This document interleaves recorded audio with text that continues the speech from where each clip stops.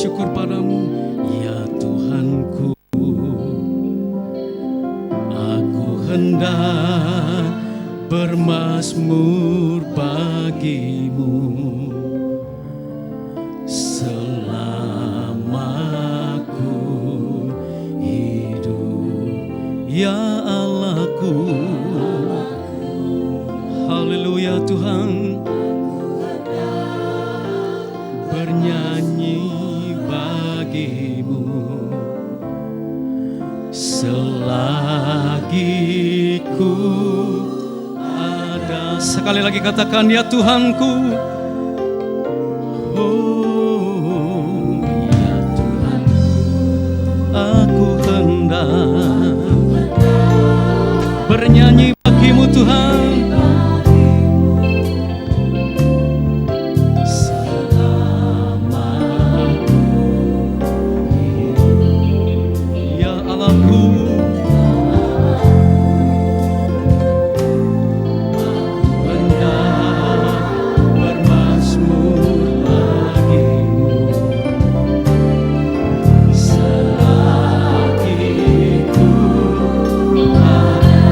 Inilah yang kami renungkan Tuhan. Inilah yang ku renungkan setiap waktu. Nyanyian pujian dan pengagungan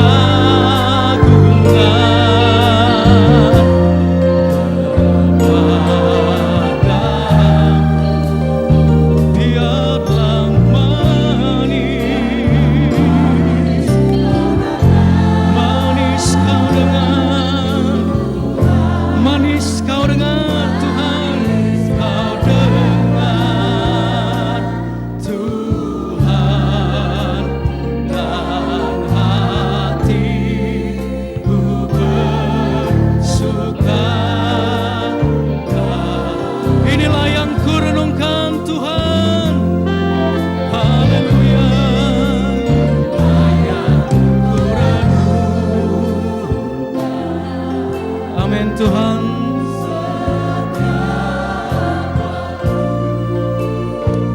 Haleluya Yesus. Pujian dan pengagungan kepadamu, biarlah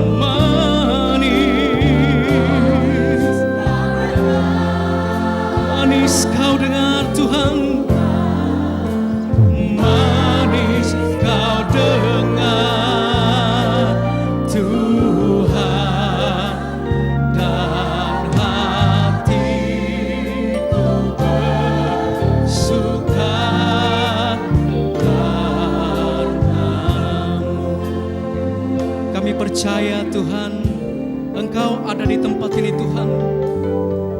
Biarlah Tuhan, pujian kami menjadi sesuatu yang manis di hadapan Tuhan. Berkenanlah Tuhan untuk persembahan pujian kami Bapa. Haleluya Tuhan. Mari kembali kita naikkan pujian ini saudara.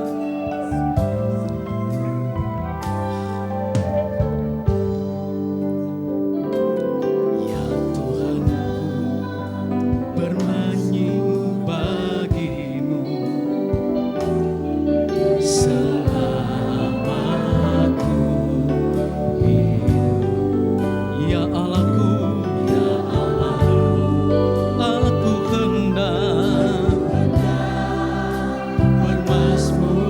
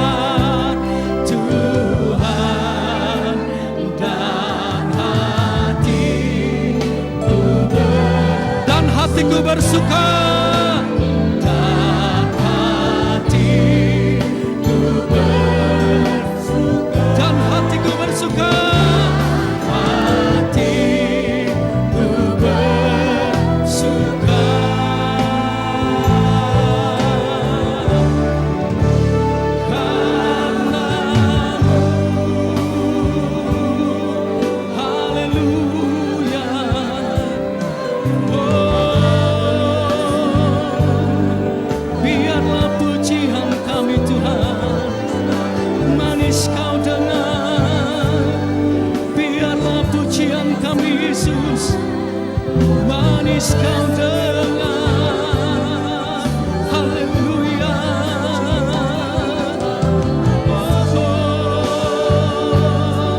Haleluya. Haleluya. Kami sembah kau Tuhan, kami sembah kau Yesus, kami tinggikan kau Allah.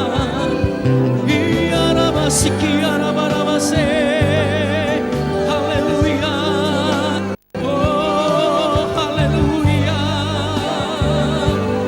Mari sembah dia saudara, mari sembahlah yang ada di tempat ini.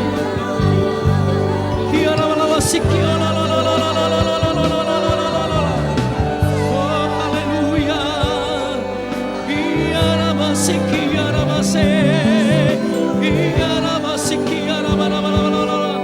Kami bersyukur Yesus, oh Yesus, kami tinggikan Engkau Raja. Haleluya. Oh haleluya. Oh Yesus,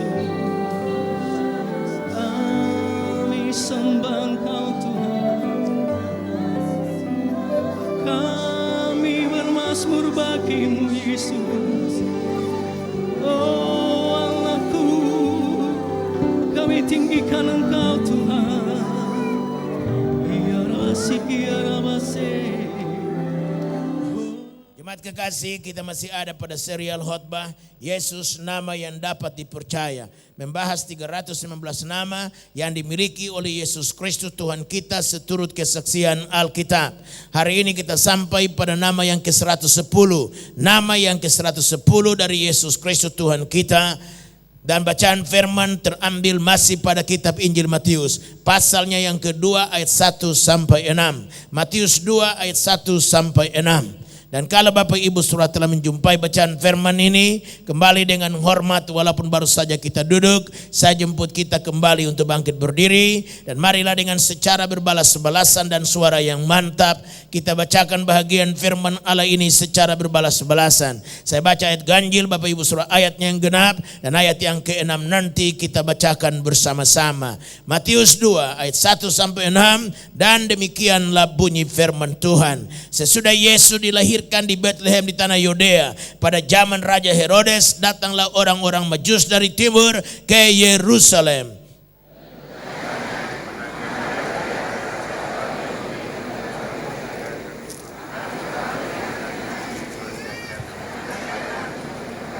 Ketika Raja Herodes mendengar hal itu, terkejutlah ia beserta seluruh Yerusalem.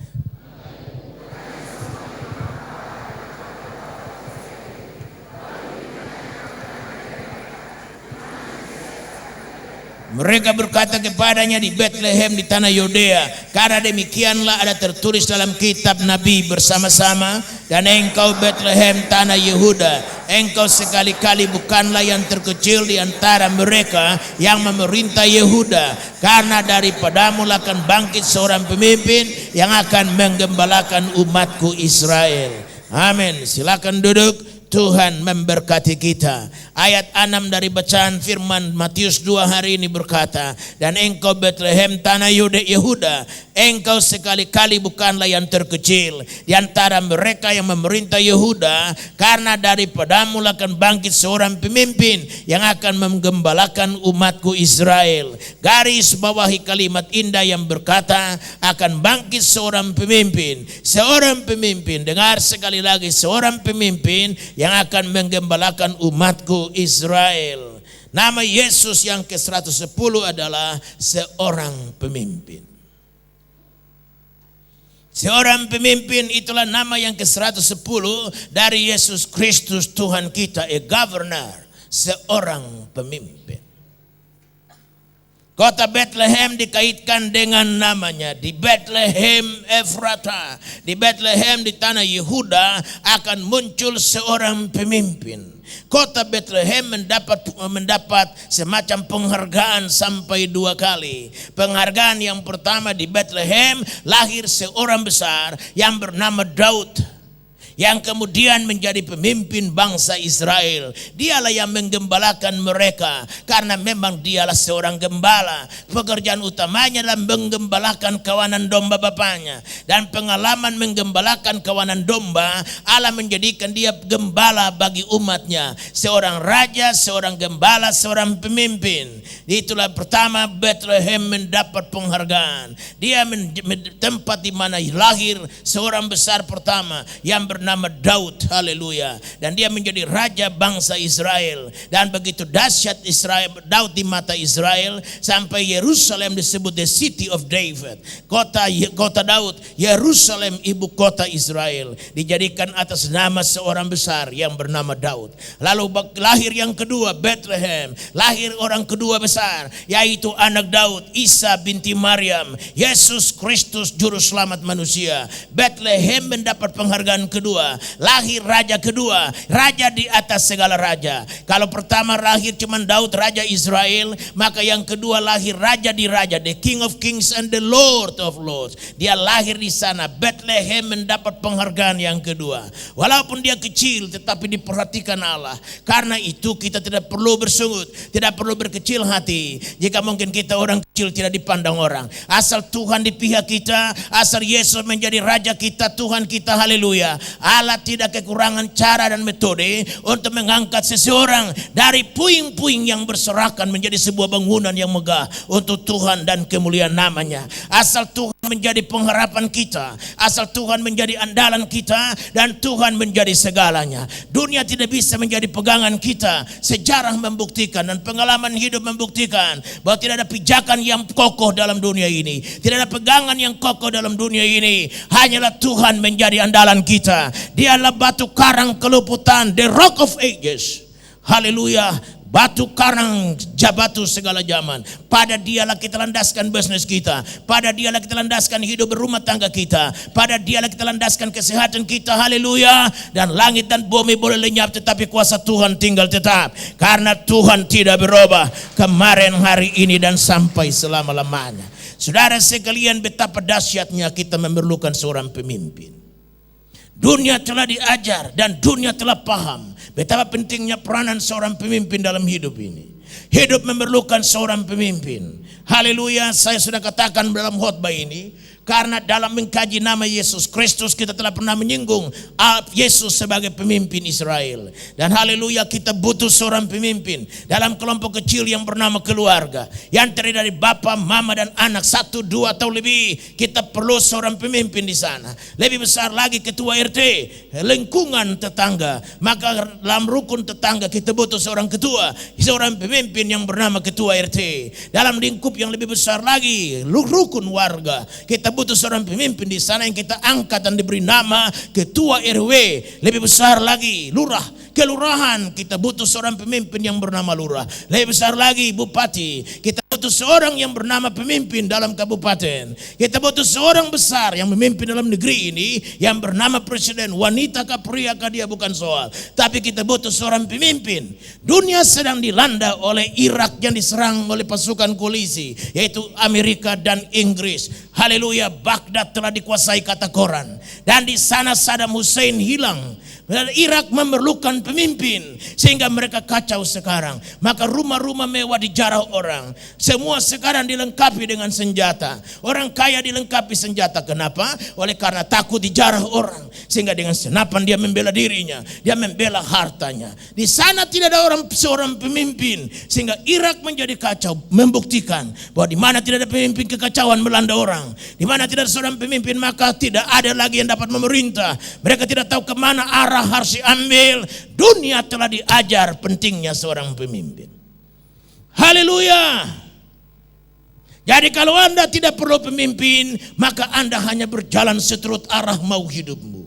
Gereja ini pun memerlukan seorang pemimpin, karena itu ada seorang gembala yang oleh rahmat dan anugerah Allah aku berdiri di sini sebagai gembalamu, sebagai pemimpinmu. Dengan segala kekurangan dan keterbatasan yang ada pada diriku, aku berusaha berbuat yang terbaik bagi Tuhan dan bagi pekerjaannya. Dan inilah yang telah kulakukan dalam 25 tahun sampai tahun ini. Inilah aku berdiri depan saudara sebagai seorang pemimpin.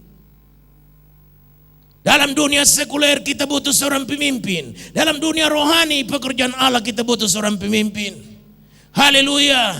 Saya tidak tuntut hormat dari saudara, tapi seorang pemimpin perlu mendapat penghargaan yang layak dan pantas dari orang yang dipimpinnya. Karena itulah wibawa untuk mengatur dan memimpin. Saudara sekalian, hari ini kita dengarkan tema khotbah 110 nama Yesus Kristus, seorang pemimpin. Berarti kalau kita butuh seorang pemimpin dalam dunia sekuler, kita butuh seorang pemimpin dalam dunia rohani, di atas semua pemimpin yang penuh dengan kekurangan, kita butuh Tuhan yang sempurna sebagai pemimpin kita.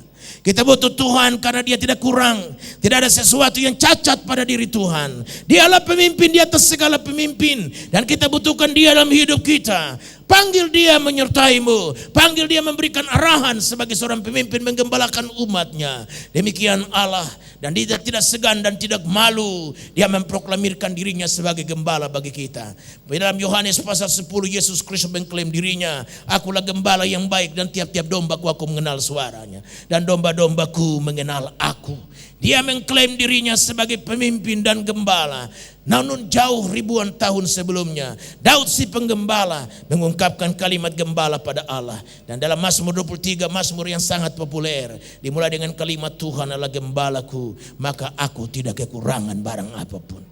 Kalau Tuhan menjadi gembala kita, pemimpin kita, hendak kita takut apa? Haruskah kita takut kurang makan dan kurang minum? Haruskah kita takut kita akan bangkrut dalam usaha? Haruskah kita takut kita akan kececeran dalam hidup ini? Dengar, kalau Tuhan menjadi andalan kita, kalau Tuhan menjadi pemimpin dan gembala kita, kekurangan tidak akan mewarnai kita. Pemazmur berkata, dulu aku muda sampai aku tua, belum pernah aku melihat orang benar anak cucunya meminta-minta sedekah. Pertanda berarti tidak kurang. Haleluya. Makan limpah sehingga dulu langsing, sekarang menjadi langsung oleh karena banyak makan yang kita nikmati. Haleluya. Beri tepuk tangan yang meriah bagi Tuhan. Dua hal yang perlu kita kaji bertelian dengan Yesus Kristus seorang pemimpin.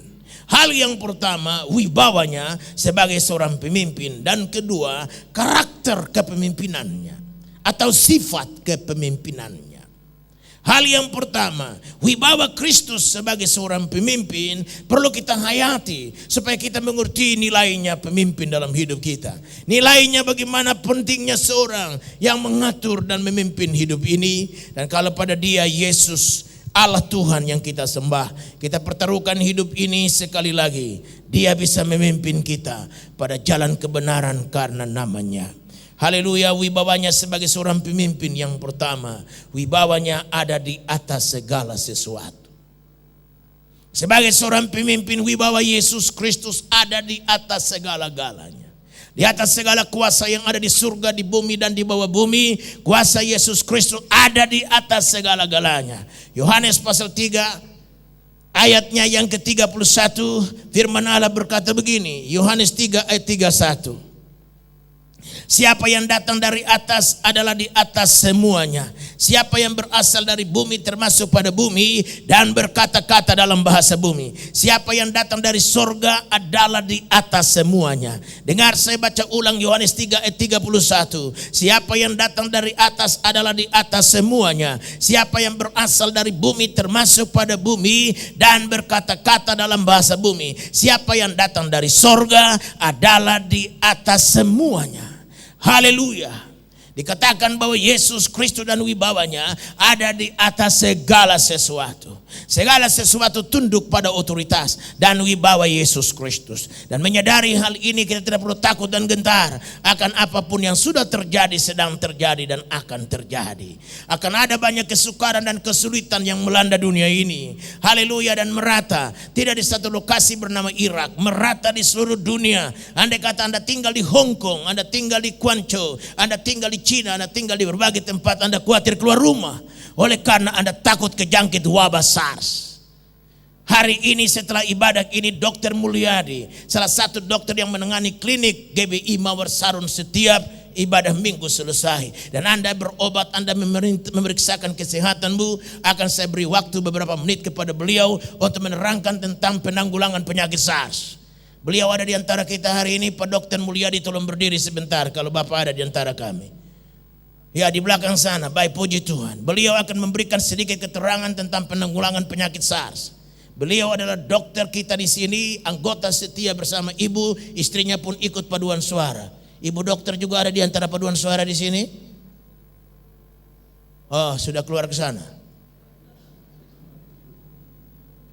Anggota setia, dan beliau salah seorang yang dimunculkan dalam televisi berkali-kali tentang menerangkan penanggulangan penyakit SARS. Bahkan hari ini pun SCTV dan Indosiar akan hadir untuk merekam keterangan beliau kepada jemaat sekalian. Dan saya akan diinterview kenapa saya harus menghadirkan beliau dalam memberitahukan penyakit SARS bagi kita. Karena inilah kepedulian, ini bahagian dari penggembalaan. Supaya saudara tahu bagaimana menanggulangi penyakit ini yang dia merata di seluruh dunia. Dia bukan lagi penyakit Hong Kong, dia bukan lagi penyakit Singapura, dia sudah menjadi penyakit merata di seluruh dunia. Di Kanada ada, di Amerika ada, di mana-mana. Apa pegangan kita dikala dunia dilanda oleh kesusahan dan kesulitan?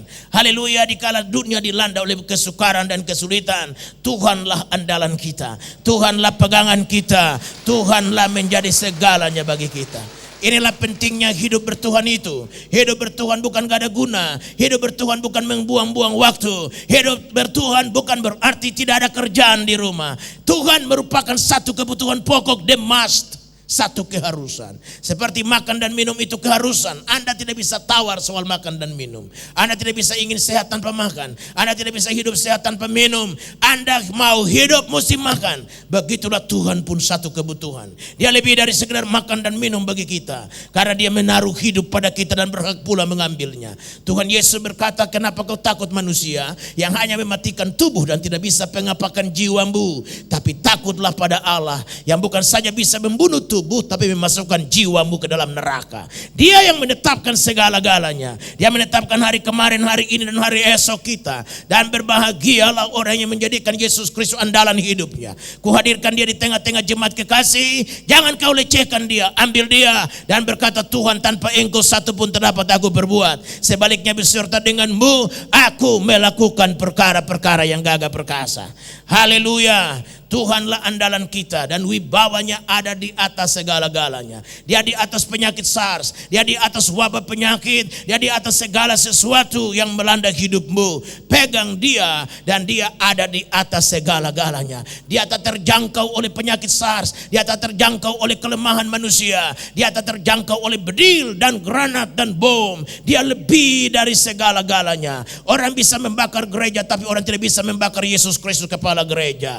Orang bisa memancung kepala penginjil, tapi orang tidak bisa memancung kepala Yesus Kristus yang diberitakan sang penginjil. Aku bangga menjadi penyambung lidahnya hari ini, dan aku berdiri demi namanya setiap minggu memberitahukan kehendaknya bagi kita. Dan berbahagialah orang yang menjadikan Tuhan itu penolongnya. Dia penolong sangat terbukti dalam segala kesesakan.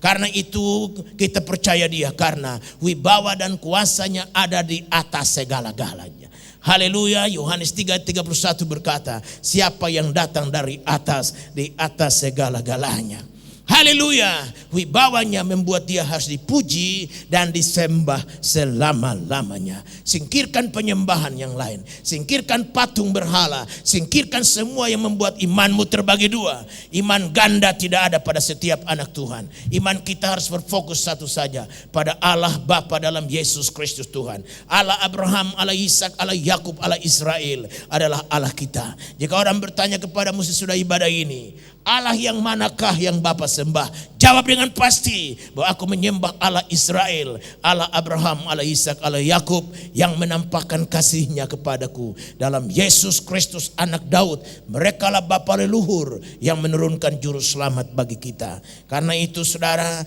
dia pantas dan patut dipuja dan dipuji untuk selama-lamanya. Kepada jemaat Roma, Rasul Paulus berkata begini, Roma 9 ayatnya yang kelima, mereka adalah keturunan bapa-bapa leluhur yang menurunkan Mesias dalam keadaannya sebagai manusia yang ada di atas segala sesuatu. Ia adalah Allah yang harus dipuji selama-lamanya. Amin. Dengar, saya baca ulang Roma 9 ayat 5. Mereka adalah keturunan bapa-bapa leluhur yang menurunkan Mesias dalam keadaannya sebagai manusia yang ada di atas segala sesuatu. Dengar sekali lagi, yang ada di atas segala sesuatu. Yohanes 3 ayat 31 kembali diulang dalam Roma 9 ayat 5 ini, bahwa dia ada di atas segala sesuatu. Nah, kalimat berikut indahnya berbunyi, ia adalah Allah yang harus dipuji selama-lamanya. Amin. Haleluya. Layak dia menerima pujian kita karena dia ada di atas segala-galanya. Karena dia di atas segala-galanya adalah salah. Kalau aku menyembah pohon, aku menyembah goa, aku menyembah binatang jadi-jadian, apakah itu binatang singa, apakah itu buaya, apakah itu apapun manusia sekalipun, tidak boleh kita memuji dan menyembahnya.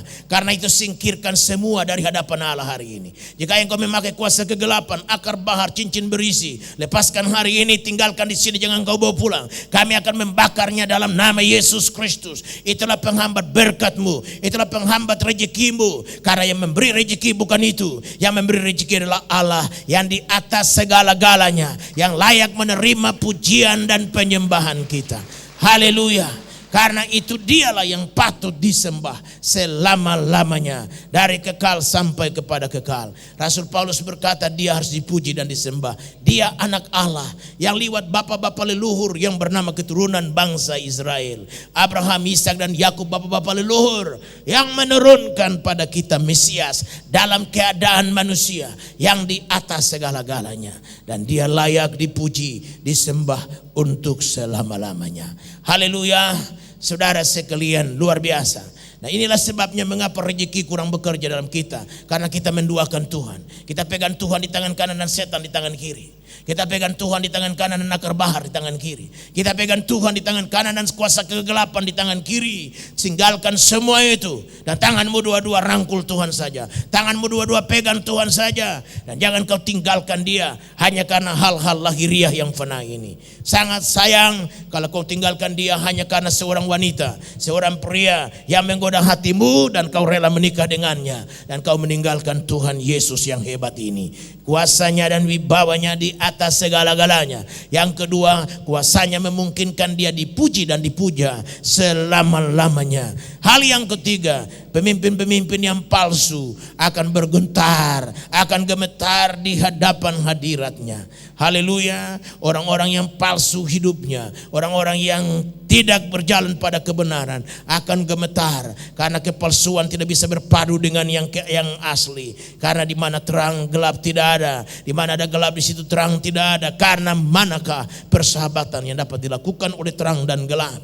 Saudara sekalian, Mazmur 99 ayat 1 berkata, Tuhan itu raja, maka bangsa-bangsa gemetar. Ia duduk di atas kerup-kerup, maka bumi goyang. Dengarkan sekali lagi Mazmur 99 ayat 1. Tuhan itu raja, maka bangsa-bangsa gemetar. Ia duduk di atas kerup-kerup, maka bumi goyang. Haleluya. Semua orang yang palsu, semua orang yang tidak setia, semua orang yang tidak sungguh dalam dia akan gemetar di hadapan hadiratnya. Itulah wibawa yang dimiliki oleh Yesus Kristus. Alkitab dengan tegas berkata di hari kedatangannya begitu dahsyat sampai seorang pahlawan pun bisa menangis. Berarti betapa wibawa dan kuasanya yang akan nyata, bukan saja nanti tapi sekarang pun telah kita rasakan. Haleluya. Hal yang kedua, karakteristik kepemimpinan Yesus Kristus. Sifat kepemimpinannya. Kalau tadi kita dengar wibawa sebagai seorang pemimpin yang ia miliki, sekarang sifat dan karakter kepemimpinannya. Hal yang pertama, karakter kepemimpinannya diwarnai dengan hal-hal rohani. Dengan hal-hal rohani. Jadi kalau saudara berpikir seduniawi, maka kuasanya kurang bekerja dalam diri saudara. Itulah sebabnya mengapa banyak orang dipakai Tuhan yang satu yang lain tidak. Mengapa yang satu majunya seperti roket, yang satunya jalan kayak helikopter yang patah salah satu sayapnya. Sama-sama kenal Tuhan, sama-sama dibaptis, sama-sama menerima Roh Kudus, sama-sama punya Alkitab, sama-sama punya gembala sidang yang satu dan khotbah yang mereka dengar sama. Tapi yang satu melejit, yang satu gitu-gitu saja. Yang satu jalan seperti kijang yang melompat, yang satu kayak keong. Kenapa? Sedangkan Alkitab dengan tegas berkata Tuhan Allah tidak membedakan rupa orang. Tuhan Allah tidak mengenal korupsi, kolusi dan nepotisme. Tidak ada itu pada Allah. Apakah dia pilih kasih? Jawabannya tidak. Letaknya di sini. Karena yang satu berpikir duniawi, yang satu berpikir rohani. Dan yang berpikir rohani itulah diberkati Tuhan secara dahsyat. Sedangkan yang berpikir dunia, pola pikir dunia, maka gitu-gitu saja. Maju enggak, mundur enggak. Nah inilah bedanya. Karena cara kepemimpinan Yesus Kristus lebih condong diarahkan kepada perkara-perkara rohani. Karena itu dia tidak mensuruh kita cari hal-hal lahiriah. Dia suruh kita mencari dia. Alkitab dengan tegas berkata, carilah Tuhan selagi dapat ditemui. Berdoalah kepadanya selagi ia hampir. Dengan lain bahasa, perkara rohani yang harus lebih dulu dalam hidup kita. Baik dalam dunia rohani maupun dalam dunia sekuler. Saudara boleh mempercayainya, boleh juga tidak. Tapi ini fakta yang membuktikan bahwa Allah lebih condong mengarah kepada perkara rohani daripada perkara duniawi. Karena dunia ini punya dia. Karena sudah punya dia, ngapain lagi diarahkan perhatiannya kepadanya. Saya berkali-kali mengatakan dari mimbar ini, sukar apa bagi Allah untuk memberkati kita. Sukar Allah apa bagi Allah untuk memberikan kepada kita rezeki, memberikan pada kita anugerah, memberikan pada kita hal-hal lahiriah yang kita perlukan. Tidak sukar Allah, sukar bagimu tapi tidak sukar bagi Allah. Mustahil bagi manusia tapi tidak mustahil bagi Allah. Demikian firman Tuhan. Berarti tidak sukar bagi Allah memberkati kita. Sukarnya ialah kita terlalu berpikir dunia. Pola pikir kita tidak selaras dengan pola pikir Allah. Bagaimana Allah mau bekerja kalau tidak ada keselarasannya di antara kita dengan Tuhan Allah?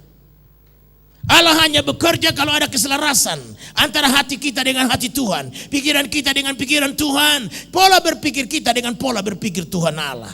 Karena itu Rasul Paulus berkata, tetapi kami memiliki pikiran Kristus. Paulus mengungkapkan bahwa pikiran Kristus merupakan standar Allah bekerja dalam kita.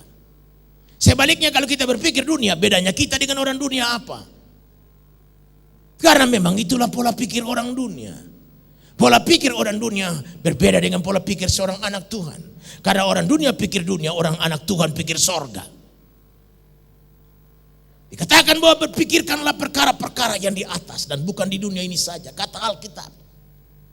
Berarti Allah dalam kepemimpinannya lebih mengarah kepada perkara-perkara rohani. Jadi kalau saudara berpikir rohani, tidak berarti bahwa saudara harus jadi pendeta. Jadi jangan kau terkecoh dan kau tergoda dan kau patah semangat dengan berkata, orang lecehkan kita. Alah lu kayak pendeta aja lu, dikit-dikit rohani, dikit-dikit Tuhan, dikit-dikit Tuhan. Makan situ Tuhan lu.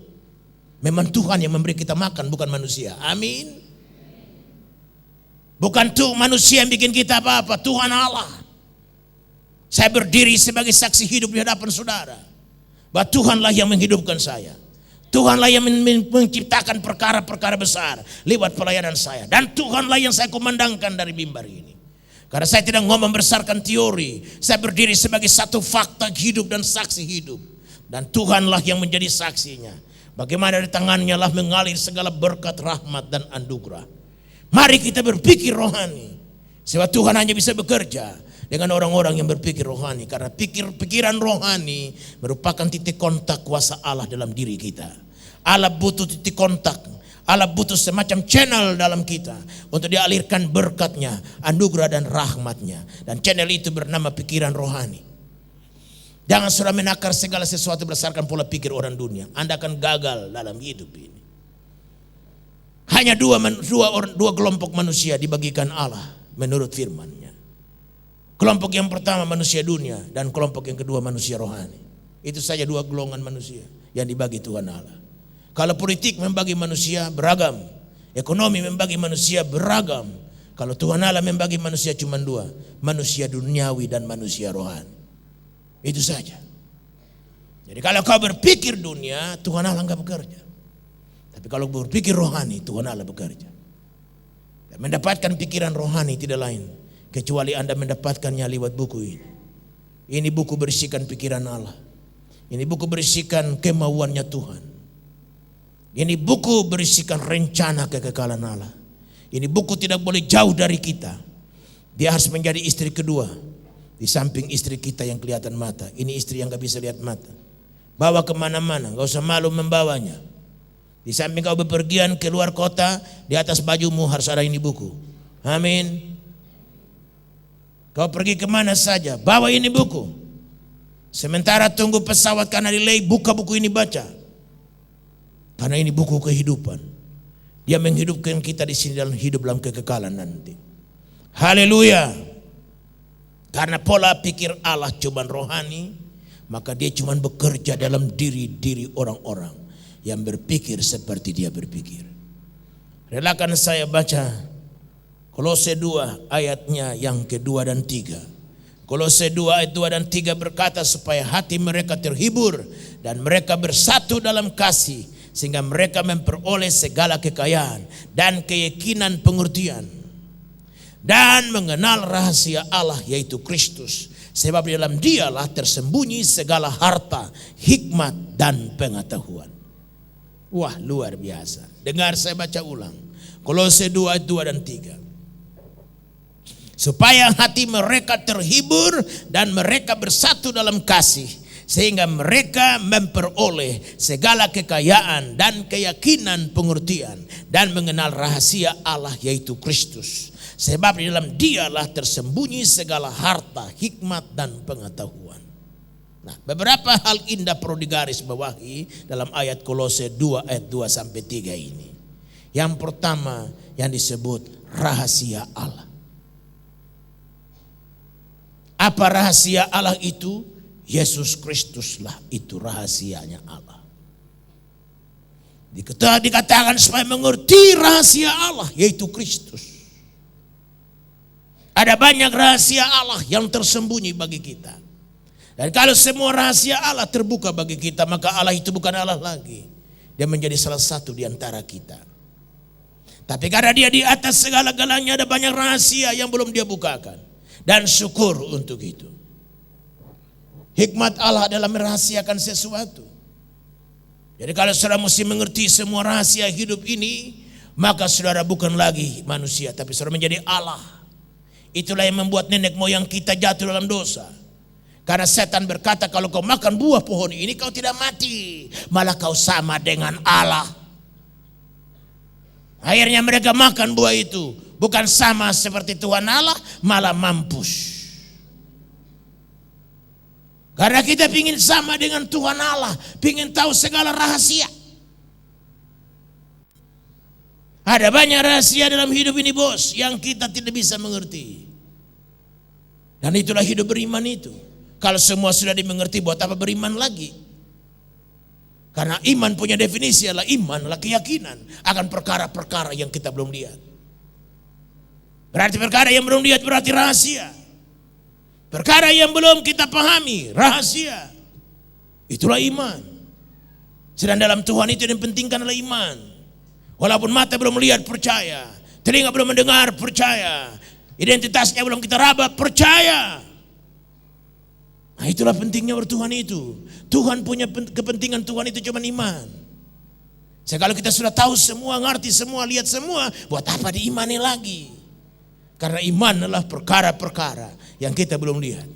Saya sudah lihat gedung ini walaupun dia belum berdiri. Dalam angan-angan saya. Saya sudah bisa bayangkan tutup mata, saya sudah bisa bayangkan saya sedang berdiri di muka puluhan ribu manusia dengan balkon 2 susun. Saya sedang melihatnya. Dalam apa? Dalam iman. Walaupun saya belum injak ubinnya. Saya belum duduk di belakang kursi mimbarnya. Saya belum pegang mimbarnya. Tapi saya sudah bisa bayangkan dalam imanku. Nanti kalau gedung sudah berdiri, 10.000 orang kumpul, 2 balkon susun, gayaku yang bagaimana? Aku sudah pikirkan dari sekarang.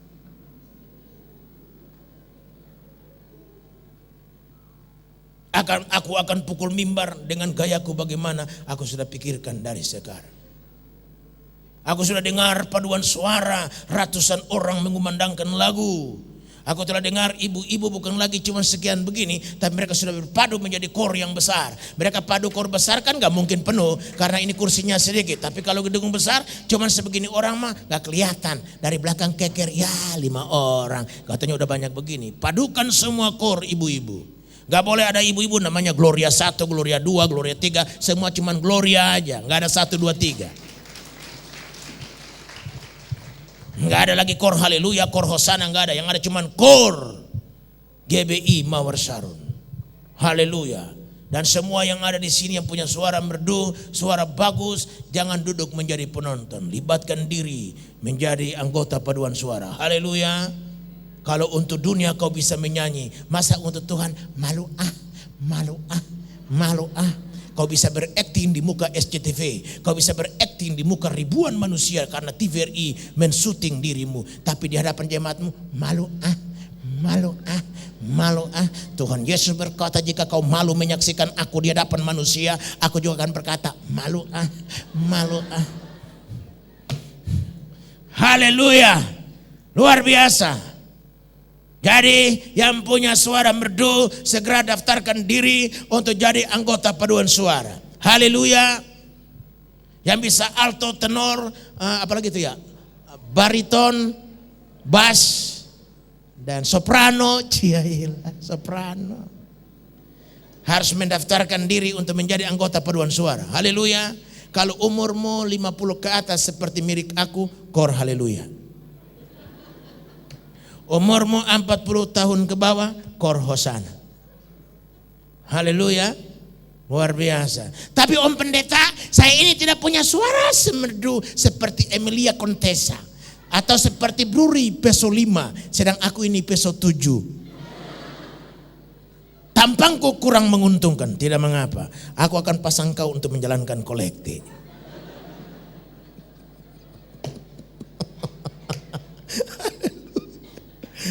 Karena begitu kau pegang kantong kolekti aja, jemaat berkata, ampun Pak, ampun Pak.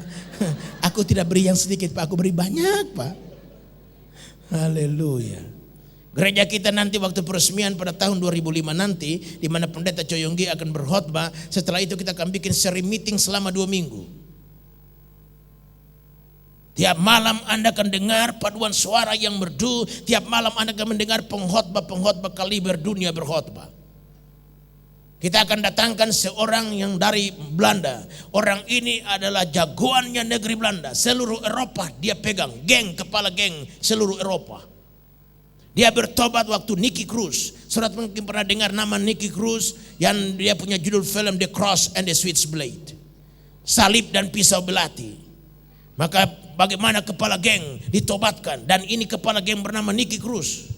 Dan Nicky Cruz ini datang ke Belanda dan orang ini dia bertobat. Namanya Ferry Kotadini.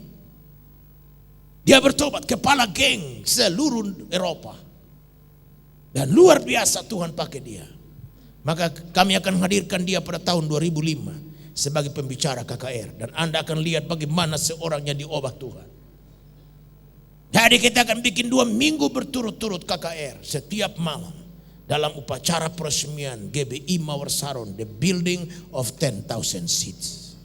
Tunggu tanggal mainnya. Haleluya. Jadi kita semua mesti sadar bahwa Yesus Kristus Tuhan dan dia bekerja sesuatu secara rohani saja. Dialah rahasia Allah. Rahasia Allah yang perlu dipahami. Dan dikatakan di sini yang pertama rahasia Allah adalah Yesus Kristus dan yang kedua adalah bahwa dia adalah harta dari Allah. Dikatakan sebab dalam dialah tersembunyi segala harta. Dialah harta Allah bagi kita. Jadi hartaku yang terbesar bukan duit. Hartaku yang terbesar bukan rumah. Hartaku yang terbesar bukan sebuah mobil mewah. Hartaku yang terbesar adalah Yesus Kristus. Harta yang terbesar. Orang lain boleh ambil harta dunia asal ada Kristus. Dia pulangkan berlipat kali ganda. 60 kali ganda. 100 kali ganda. Asal ada dia. Ada nyanyian sekolah minggu berkata, boleh kau ambil harta daripadaku, kau ambil semua daripadaku asal jangan Yesusku. Betul, amin. Kalau kau ambil Yesus, habislah semuanya. Tapi kalau kau cuma ambil harta, ada Yesus gampang. Yesus pulangkan harta berlipat kali ganda. Tidak ada pernah orang yang percaya Tuhan itu yang Allah biarkan dia terlantar. Taruhlah mungkin di Irak ini ada orang menjarah semua harta. Asal ada anak Tuhan di sana yang pegang Yesus dengan sungguh tidak jadi soal. Tuhan tidak kekurangan cara untuk memulangkan apa yang telah hilang. Dia punya cara tersendiri asal kita berpikir rohani.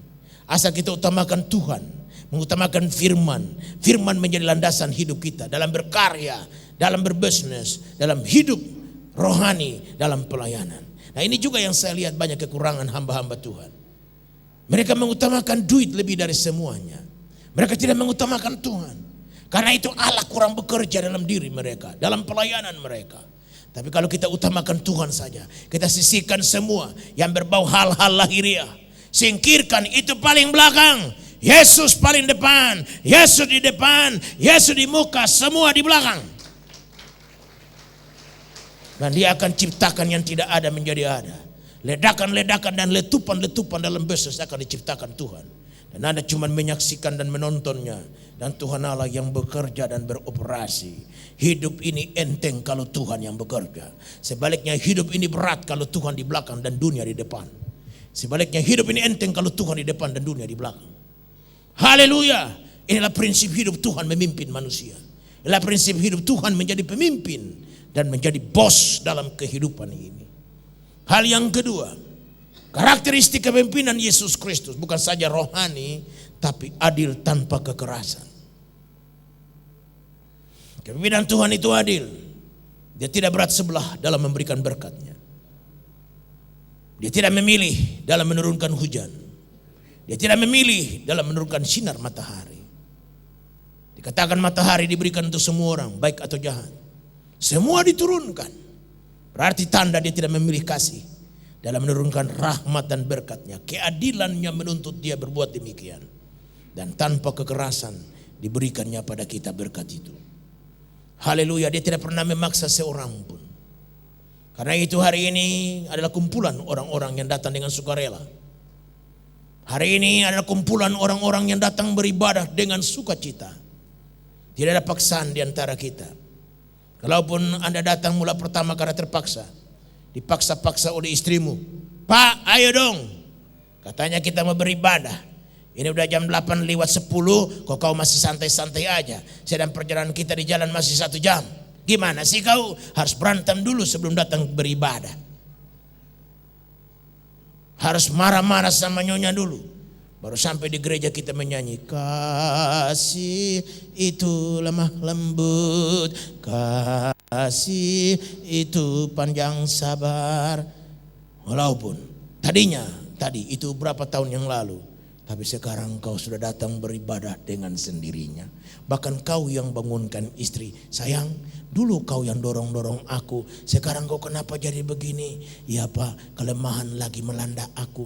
Inilah pentingnya hidup berkeluarga itu, saling tolong menolong, dorong mendorong. Haleluya, luar biasa. Haleluya. Jadi hari ini kumpulan orang-orang apakah gerangan ini kumpulan orang-orang yang datang dengan sukarela. Haleluya. Tidak ada paksaan di antara kita kan? Amin.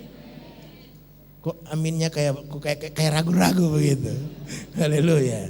Kalau berarti kalau ini ibadah orang-orang yang datang dengan sukarela, berarti nggak dikit-dikit lihat jam.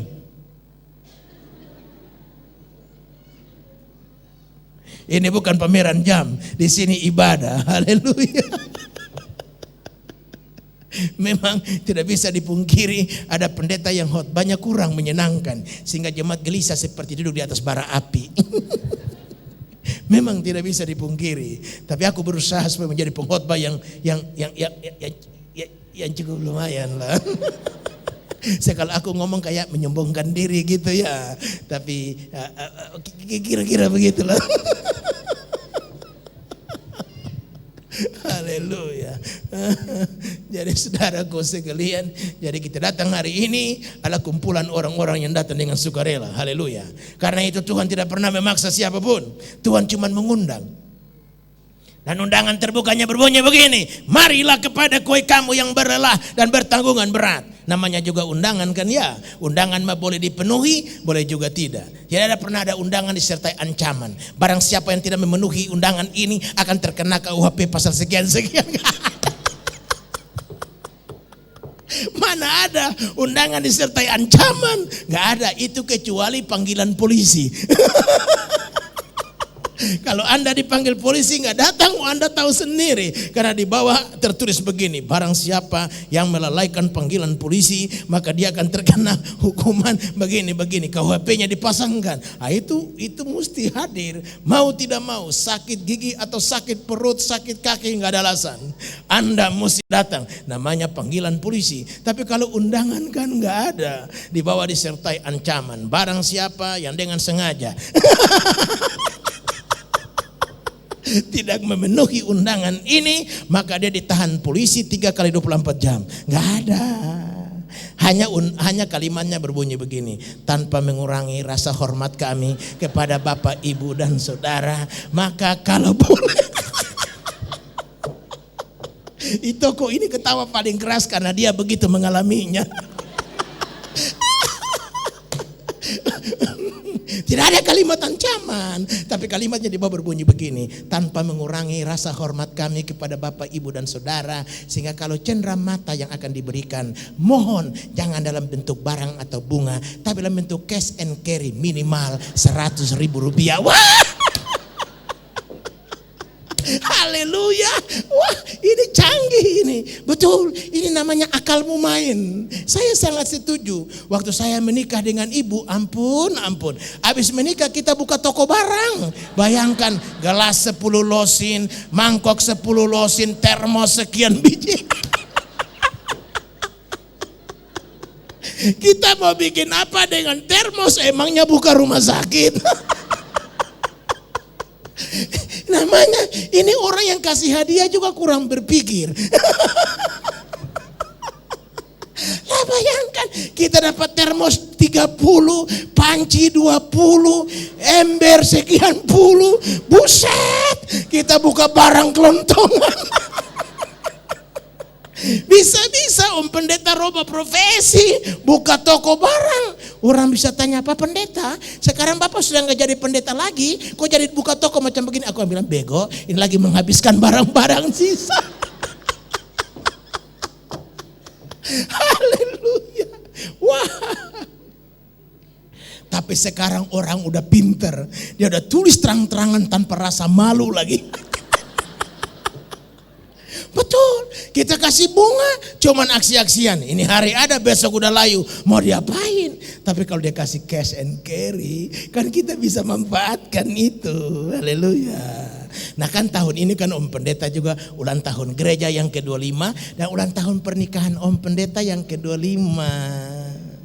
Saudara akan diundang, pasti kalimatnya pasti sama. Percayalah. Jadi jangan saudara bilang begini, alah si pendeta sendiri ngomong sendiri juga yang melanggarnya.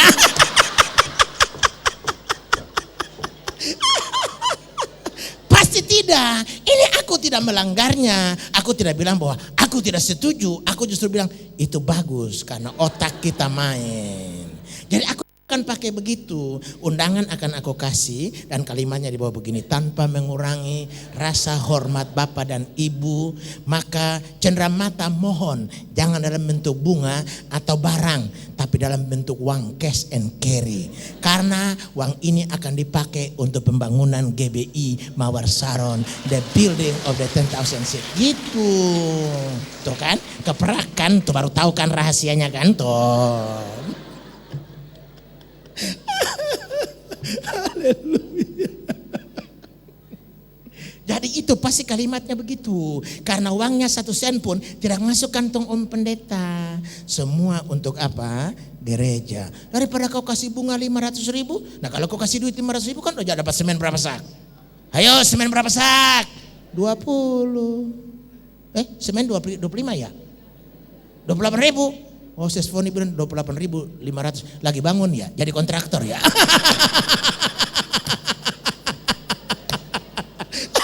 Sesfoni dengan gagal lagi 28.500 tuh, kayak kontraktor aja. Sedang di KTP tertulis ibu rumah tangga. Haleluya. Haleluya. Jadi, tuh kalau sudah kasih 500.000 untuk jadi bunga, kan gak ada guna. Sempit-sempitin tempat lagi, bikin sampah di gereja. Tapi kalau sudah sumbang 500.000, kan sudah bisa beli semen berapa puluh sak. Bangunan cepat berdiri. Jadi pasti nih, aku kasih tahu dulu supaya saudara jangan kecewa. Saudara mesti pasang ancang-ancang sekarang. Nih, undangannya 2 macam. Undangan secara ibadah begini. Jadi kalau saudara ada sempat ya datang. Katanya kita mau dikasih makan hoka-hoka bento.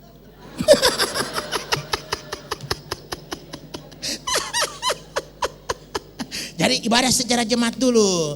Lalu ibadah lagi khusus untuk orang-orang yang itu tuh, yang kayak bangsa Bapak Lim Xiao Leong, Ibu Megawati. Iya dong, siapa tahu kita kirim undangan, dia mau datang, siapa larang, iya kan? Lalu dia begitu datang dia tanya, Pak Pendeta butuh berapa duit lagi untuk pembangunan gereja ini? Saya bilang, Bu, kita ada butuh lagi cuman 60 miliar. Oh, semua deh biar saya yang tanggung. Allah kuasa melakukan segala. Ini kan kita baru berandai-andai. Ya kan? Siapa tahu andai-andai kita ini menjadi kenyataan. Namanya juga hidup beriman tuh kan begitu. Mempercayai yang belum ada seperti sudah ada. Haleluya. Luar biasa dah. Jadi yang bangsa kayak Ibu Mega, Pak Lim Xiao Leong, Bapak James Riyadi. Lalu siapa lagi tuh ya? Orang-orang hebat aja lo kita sebutin. Soal datang gak datang mah urusan kedua ya. Bangunan macam begini ada becek, masih dia mesti angkat rok dulu.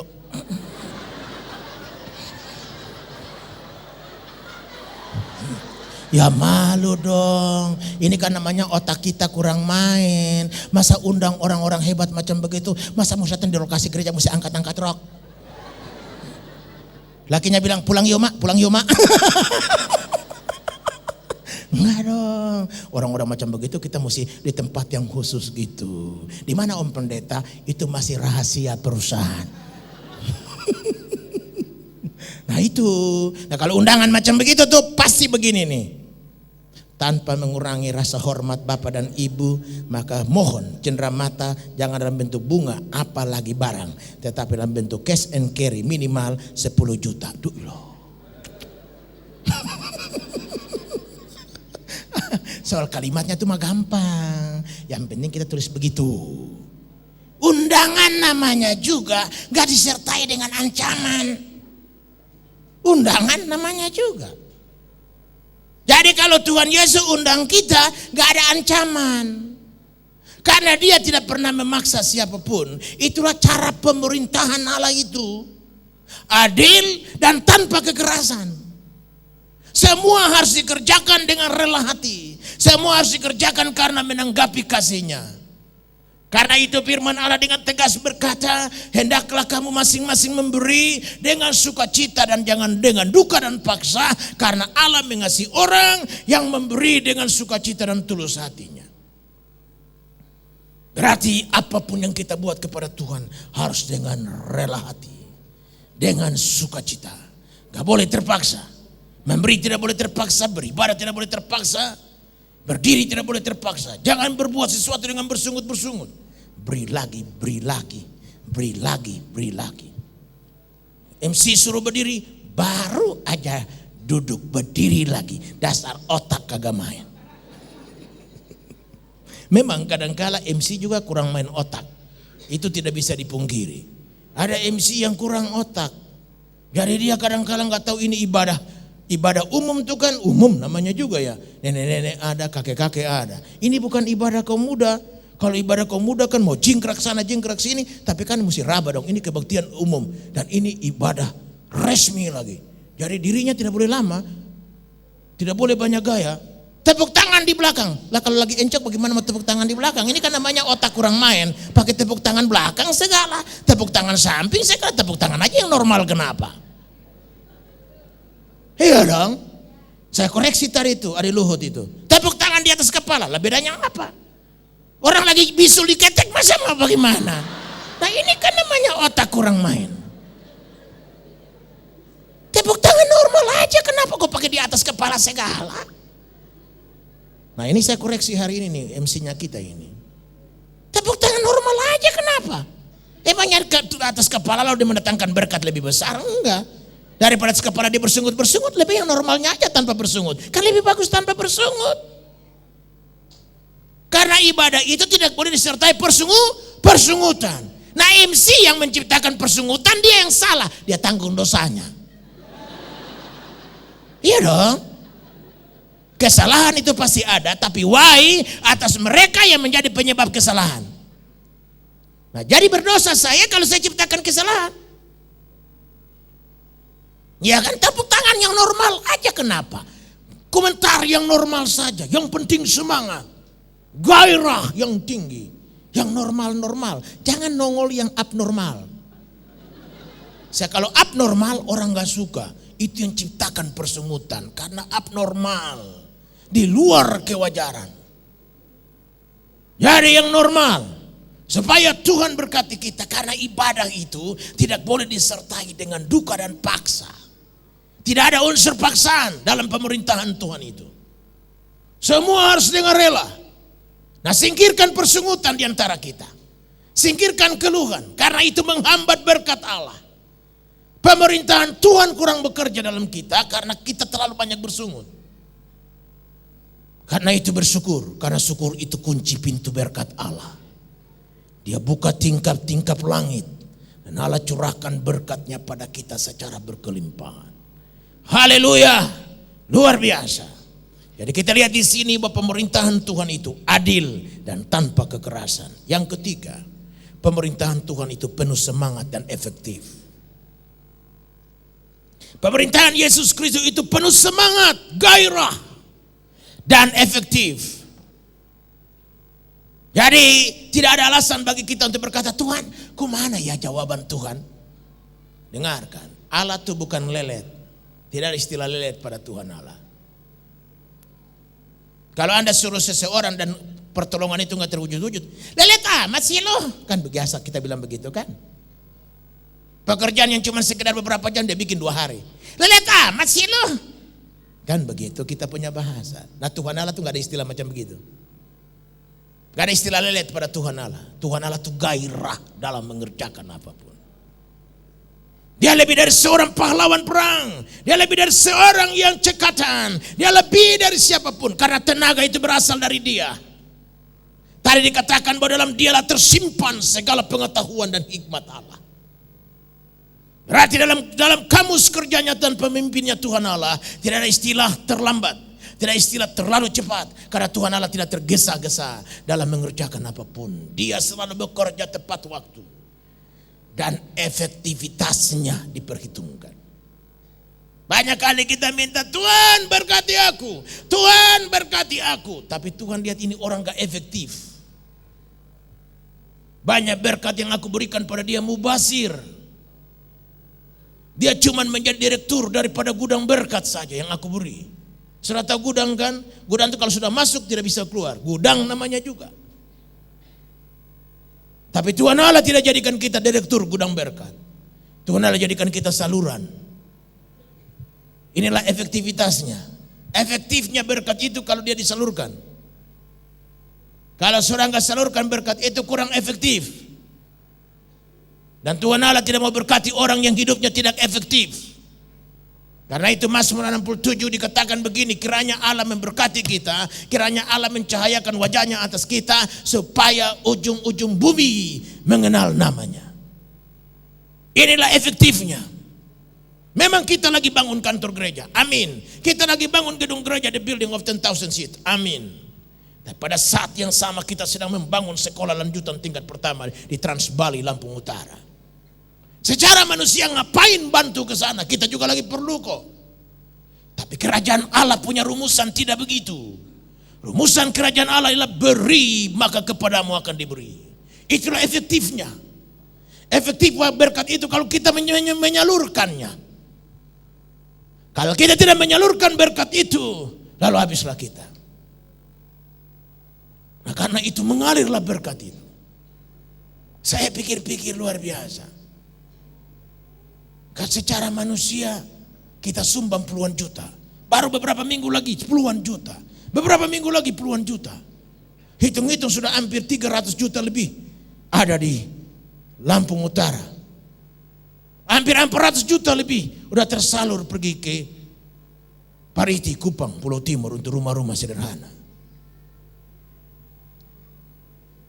Kawan kita yang dipercayakan Tuhan untuk mengenangani pembangunan bilang sama saya, Pak, cobalah satu waktu kita pergi ke Kupang dulu dah. Lihat sejauh mana sih uang-uang yang dikirim itu diwujudkan menjadi rumah-rumah yang telah kita doakan dan kita bangun. Baik Pak, siap, kita berangkat. Saya sudah pergi ke Lampung bolak-balik aja udah 3 kali dalam minggu-minggu ini. Saya pergi dengan pesawat pagi pulang sore. Dan dari airport 2 jam menuju ke lokasi. Di sana saya melihat, saya tergeleng-geleng kepala. Melihat pekerjaan Tuhan yang sedang ditangani di sana. Sekolah kelas-kelasnya sudah selesai. Hanya bangku-bangku yang masih perlu. Tadinya kita pikir meja 1 aja cukup untuk murid 2. P dan K sekarang tidak mau. P dan K mesti bikin 1 meja 1 kursi buat 1 murid. 1 meja 1 kursi buat 1 murid. Tidak boleh 1 meja gabung 2. Gak boleh. Peraturannya begitu.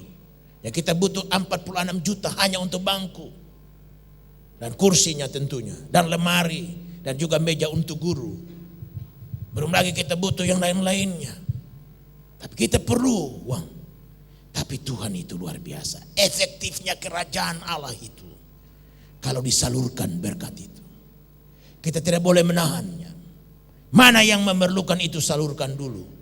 Nanti Tuhan akan memenuhi. Satu contoh sederhana saja. Kemarin beberapa hari yang lalu. Saya dalam siaran radio setiap Senin. Jam 11 malam sampai jam 12. Itu ada interaktif, artinya telepon. Yang di orang telepon saya jawab langsung.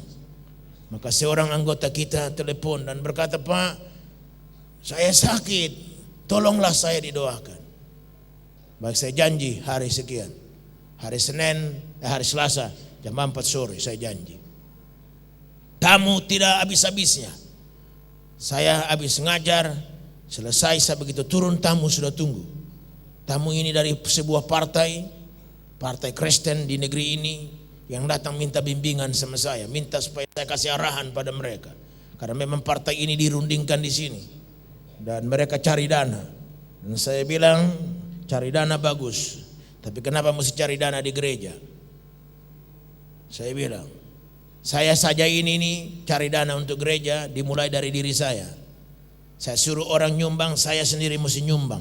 Saya jual rumah saya untuk sumbang di situ. Walaupun rumahnya sekarang sedang diperbaiki. Di atas tanah 150 meter persegi, menghadap lapangan tenis, di hook. Saya pasarkan 1,5 miliar, 1 sen pun tidak akan saya jamah. Semua lari untuk pembangunan gereja. Saya bilang saya aja nih bangun gereja, saya jual rumah saya. Saya tantang mereka, saudara bisa enggak bangun partai ini, jual rumahmu, jual mobilmu untuk kepentingan partai ini, bisa? Kalau partai ini menangkan, saudara kan nikmati hasilnya kan, kau duduk sebagai menteri, kau duduk seperti ini, kau duduk seperti kau nikmati hasilnya kan, mau berkorban dulu enggak? Jangan cuma suruh orang lain berkorban, saudara sendiri tidak pernah berkorban. Saya tantang pemimpinnya, bisa enggak you jual rumah you, sumbang partai ini? Bisa enggak you sumbang, you jual you punya mobil, sumbang partai ini? Mau enggak? Bongong mereka. Pemberian itu mulai dari Anda sebagai promotornya. Kalau Anda sendiri tidak menyumbang, jangan harap orang lain mau menyumbang. Dan saya bilang adalah kurang tepat kalau kau cari dana di gereja kami yang besar ini. Karena apa? Kami punya 3 beban yang sedang, 4 beban malah yang sedang kita pikul. Pertama, kita sedang bangun gereja. Kedua, kita sedang bangun sekolah di daerah transmigrasi. Pada saat yang sama kita sedang bangun di Pariti. Dan hal yang keempat, kita sedang beban konferensi AMA yang akan dilaksanakan di Moskow tanggal 9 sampai 12 nanti. Dan gereja kita harus menanggung $50,000. Bayangkan 50.000 US dollar kali 9.000 aja berarti 450 juta. Itu di atas beban kita. karena aku menjadi ketua AMA itu. Saudaraku sekalian, saya bilang adalah keliru besar kalau kau cari dana di gereja kami. Saya tidak akan mengizinkannya. Walaupun ada pengusaha-pengusaha di gereja kami, saya tidak akan memanggil mereka untuk menghadiri pertemuan saudara. Cari dana dari diri sendiri. Ayo sekarang rame-rame jual rumah dan jual mobil, sumbang partai. Kita ngobrol sampai jam 2 lewat, hampir jam 3. Ya, begitu habis sekretariat panggil, Pak, tamu dari Korea ingin ketemu dengan Bapak.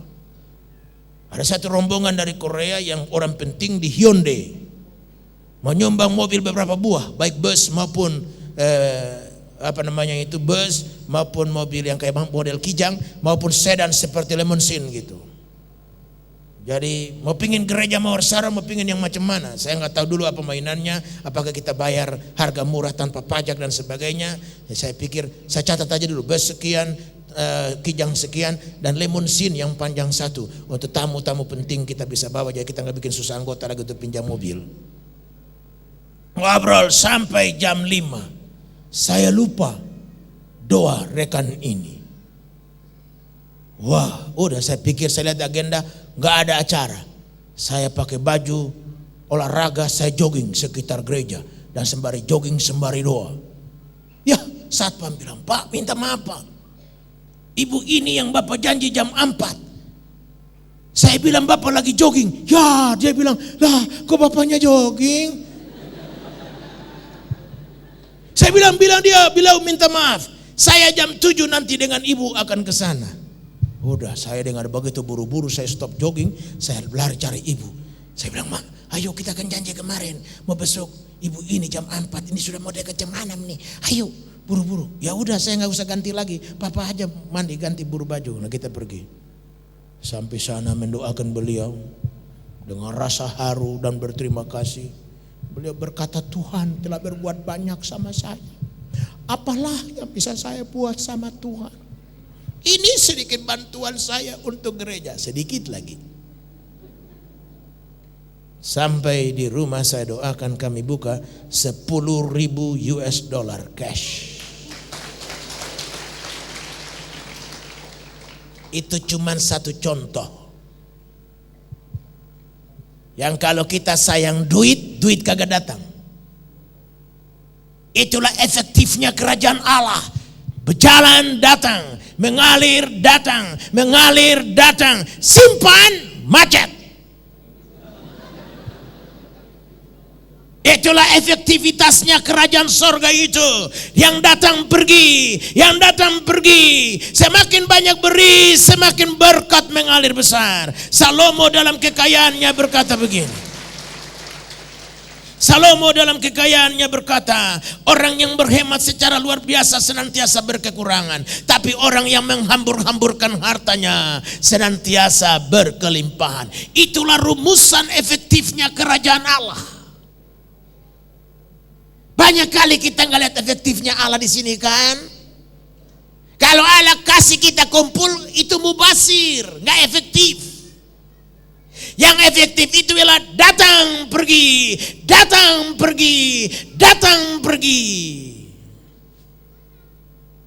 Nggak usah jauh-jauh. Makan minum terus tanpa ke belakang. Apa jadi? Ayo. Kita semua tahu kan? Makan terus di situ, makan jongoni sampai tak hede-hede. Ke belakang kagak mau, rugi katanya. Ayo, nggak opname itu mujizat. Efektifnya hidup ini ialah masuk keluar. Itulah efektifnya hidup ini. Efektivitas kerajaan Allah juga gitu. Berilah maka kepadamu akan diberi. Sukatan yang ditekan-tekan dan digoncang-goncang sampai melimpah ruah akan ditaruh ke dalam ribaanmu. Tidak berarti kita butuh lalu kita nggak bisa tolong kebutuhan orang lain. Ini saya ajar sama istri, saya ajar sama anak-anak saya. Tidak boleh kikir dalam memberi. Lihat orang susah datang mesti senyum menghiasi wajah. Kalaupun belum kasih uang, kasih doa. Bilang sabar, uangnya nyusul. Doa dulu. Nanti gereja selesai bangun, saya mau bikin satu acara makan siang gratis. Kita siapkan ribuan nasi bungkus di gereja. Hari tertentu kau datang makan secara gratis, bayarannya doa. Jadi kau begitu makan langsung masuk di ruang doa, 10 menit dulu baru pulang. Bayarannya cuma itu. Doa bagi gereja ini supaya dia menjadi alat bagi bangsa ini dan menjadi alat bagi bangsa-bangsa. Haleluya. Harus kita beri. Itulah efektivitasnya kerajaan surga itu. Kalau semua disimpan mubasir, Allah tidak mau mubasir berkatnya. Karena itu Mazmur 67 berkata, kiranya Allah memberkati kita, mencahayakan wajahnya atas kita, supaya ujung-ujung bumi akan melihat kemuliaan-Mu. Nah, inilah rahasia yang banyak kali tertutup bagi kita. Sehingga kita pikir Allah beri lagi, aku aja ada punya kebutuhan. Ini efektifnya kerajaan Allah tuh di situ. Semakin kita memberi, semakin kita diberkati. Hal yang kedua, yang keempat, kerajaan Allah itu kepemimpinan daripada Yesus Kristus, sang pemimpin, bukan saja hebat dan rohani, bukan saja adil tanpa kekerasan, bukan saja penuh semangat dan efektif, tetapi makmur dan kekal. Kerajaan Allah tidak diwarnai dengan kemakmuran. Kepemimpinan Yesus itu tidak diwarnai dengan kemiskinan, makan aja susah, minum susah, pakai susah. Enggak ada. Raja apa yang memerintah rakyatnya miskin terus? Ini mah rakyat bego, ini mah raja bego. Raja yang pintar mah rakyatnya makmur. Raja yang pintar mah rakyatnya cukup makan, cukup minum. Manajemennya jempol. Lah kalau Yesus menjadi pemimpin, adakah kerajaannya diwarnai kemiskinan? Adakah kerajaannya diwarnai dengan makan susah, minum susah, pakai susah? Yohanes 10:10 dia bilang apa? Pencuri datang hanya mencuri, membunuh dan membinasakan. Tapi aku datang supaya domba-dombaku memiliki hidup dan memilikinya secara berkelimpahan. Berarti kepemimpinan Yesus Kristus diwarnai dengan kemakmuran dan kekekalan. Luar biasa. Mau cari Tuhan lagi semacam ini di mana? Ayo. Adakah Tuhan yang setara dengan dia? Tidak ada. Kepemimpinan Kristus itu diwarnai dengan kemakmuran dan kecukupan. Karenanya tidak heran kalau ribuan tahun yang lalu pemazmur menjeritkan kalimat indah ini. Dulu aku muda sampai aku tua, belum pernah aku melihat orang benar, anak cucunya meminta sedekah. Itulah kepemimpinan Allah itu. Tuhan Yesus menantang pendengarnya dengan berkata, tengok burung di udara. Tidak menanam, tidak pula mencangkul. Tapi Bapamu di surga peliharakan mereka, sehingga seekor pun tidak jatuh ke tanah karena mati lapar. Sejauh kau jadikan Tuhan Yesus pemimpinmu, kau jadikan dia segalanya bagimu, kecukupan akan mewarnai hidupmu. Makan minum merupakan hal biasa bagi hidupmu. Orang lain susah cari rezeki, kau gampang karena rezeki mencarimu dan kau tidak perlu mencarinya. Orang lain susah cari uang mencarimu karena kau mencari Tuhan, sumber segala-galanya. Dan inilah rumusan kerajaan Allah itu. Jadikan dia pemimpin, jangan lewatkan dia di antara kita. Panggil namanya dan berkata, jadilah Tuhan dan pemimpin dalam hidupku. Amin. Mari kita bangkit berdiri dan kita datang di dalam doa. Nyanyi bersama saya sebuah pujian, kemurahan-Mu lebih dari hidup, kemurahan-Mu lebih dari hidup. Nyanyi dengan sungguh pujian ini dan kita datang di dalam doa. Haleluya.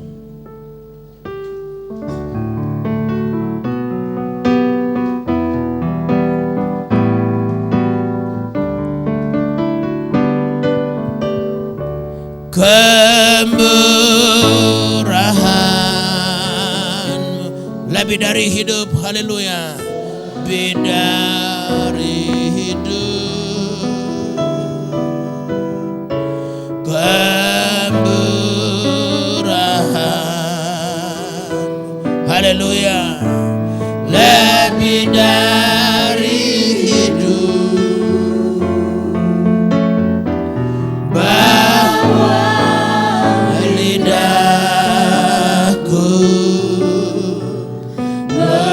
memuji